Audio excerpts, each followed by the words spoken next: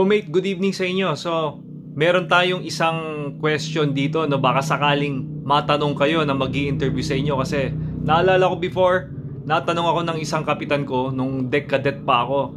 Gusto ko lang i-share sa inyo ito kasi baka mamaya magkabiglaan. Alam kong yung iba naman sa inyo yung nagre-review ng call regs pero biglaan matanong ka, makalimutan mo kung anong isasagot mo dito. So, meron tayong situation nandyan, no? Inano ko, pinost ko. Kung ikaw yung own ship na yan, ano ang dapat mong gawin?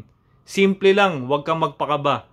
Wala kang ibang gagawin kundi mag-alter ng course to starboard side. Huwag kang mag-alter course to port. Dapat ang alter mo ay starboard side. Dahil yung mga barko na nasa unahan mo, ang dapat lang din nilang gawin ay mag-alter course to starboard. At magiging clear kayo sa isa't isa. Huwag kang magpapagulo, mag-alter ka lang ng course to starboard and clear ka na. So, thank you so much sa panonood at sa patuloy niyong pagsuporta sa mga video natin. Thank you so much. Salute!